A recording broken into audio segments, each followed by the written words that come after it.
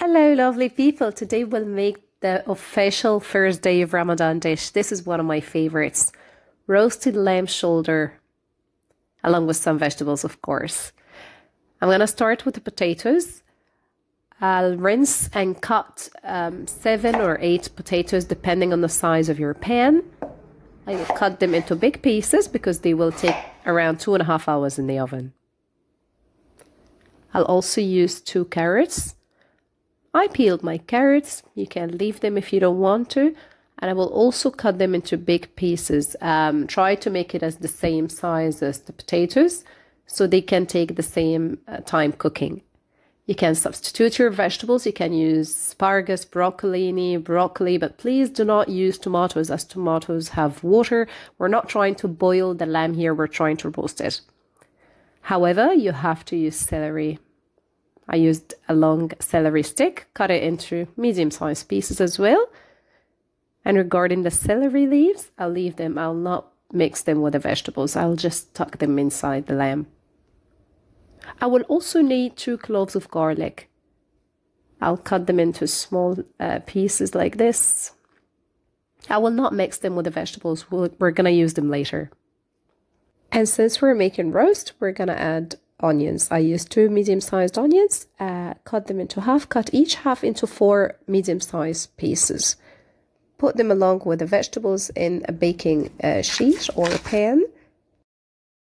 Season very well with salt, pepper, and I also used fresh thyme. If you don't have fresh thyme, you can use dried thyme or dried herb of your choice. Now let's talk about the lamb. That was 2 kilos, 200 grams of lamb shoulder, neck, and ribs. I seasoned it very well with salt. We need pretty generous amount of salt. Hence, we're using Himalayan salt, so it's not as salty as table salt. Season very well both sides. And we also need this fat to be rendered and to cook our vegetables. So I'm not going to trim any fat of this piece. It was labeled in the supermarket as lamb 4/4. I will also make a dry rub of freshly ground black pepper, 1.5 tablespoons of paprika, and 1.5 teaspoons of turmeric. Now it's time to spread our rub into the lamb. Please do yourself a favor and wear gloves. I'm one of these people who want to feel the food, feel the texture, so I decided not to wear gloves. I made the biggest mistake of my life. The turmeric dyed my hand and it stayed for at least 24 hours. So please wear gloves. We're going to spread this rub all over the lamb, front and back. Here is the secret ingredient of my dish. This is anchovy fillets.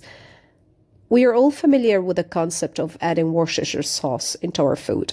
But if you look at Worcestershire sauce, the main ingredient of the sauce is fish, which is most probably anchovies. So I went ahead and used the anchovy fillets since I have it. If you don't have it, just go ahead and use the Worcestershire sauce. However, just do yourself a favor and buy a jar of anchovies. Keep it in the fridge. You can use it when you like. Adding anchovies gives you the umami flavor, or gives you the real MSG. We all know that MSG is not the best ingredient to add to your food if it's artificial. However, we're making it fresh by adding umami flavor to your food. Umami flavor can be achieved by these kind of weird, unexpected add-on ingredients such as anchovy fillets, sometimes mushroom or asparagus. So I decided to use maximum 3 fillets of anchovy, chop them into very small pieces. And I also used fresh rosemary. You can use the dried one. If you don't find fresh rosemary, you can add fresh thyme if you want. Also chop that into very small pieces, mix it with the anchovy and garlic, and now it's time to poke our meat. I know some chefs say that we don't have to poke the meat, especially if you're making a steak. However, here we're not searing the meat, we're roasting it. So there's no harm of poking our lamb shoulder. I'm going to poke it, a few pokes in the front and the back, and stuff it with the garlic, anchovy and rosemary. By doing this, the anchovies will melt and give you amazing savory flavor. We will also use our celery leaf. tuck it in between the meat. We're not going to put it on top just in case we decided to use a broiler later to give it a finished look. The leaves won't burn. Finally, I'll cover it with some parchment paper. If you don't have parchment paper, you can just go ahead and use aluminum foil on top. Just make sure the food is not touching the aluminum side of the foil. Make sure that it touches the shiny part so it doesn't come in contact with any chemicals. But just in case, I used parchment paper, then cover it with aluminum foil. And this is going in the oven for at least 2.5 hours or until the meat is falling off the bone. At this time, let's go ahead and make the rice. I'll start by adding 2 tablespoons of vegetable oil, 2 teaspoons of sugar. I'll just coat it completely with the oil and wait until the color gets to caramelize or to turn brown. At that time, I'll add all my rice all at once. I use 2 cups of rice. Egyptian short grain rice. You can use basmati rice if you want. I seasoned that with salt. I used less salt at this time because I'm going to add chicken stock.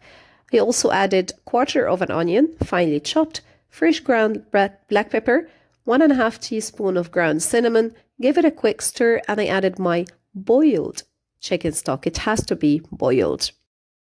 For each cup of rice, I used 1.5 cups of chicken stock. So in total, 2 cups of rice and 3 cups of boiled chicken stock. Give it a quick mix. Cover it, turn the heat down to very low until the rice is cooked. At that time, I added boiled water to some raisins so they can double in size. Chopped some hazelnut, almond, or any nuts of your choice. I actually fried them in some ghee or even butter. Or you can be healthy and toast them in the oven or toast them on a pan without any sort of fat, basically. I plated my dish. I put some rice, vegetables. You can see vegetables are holding their shape. However, they're very tender.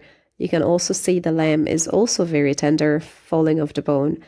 This dish smelled great and it tastes delicious. It literally gathers the whole family on a very special day. I garnished with raisins, chopped hazelnut and almond, and everybody dug in. I cannot describe how great this dish tastes, so please give it a try yourself. You can see the meat is very, very tender. Please give it a try. Let me know in the comments if you liked it, and enjoy. See you next time.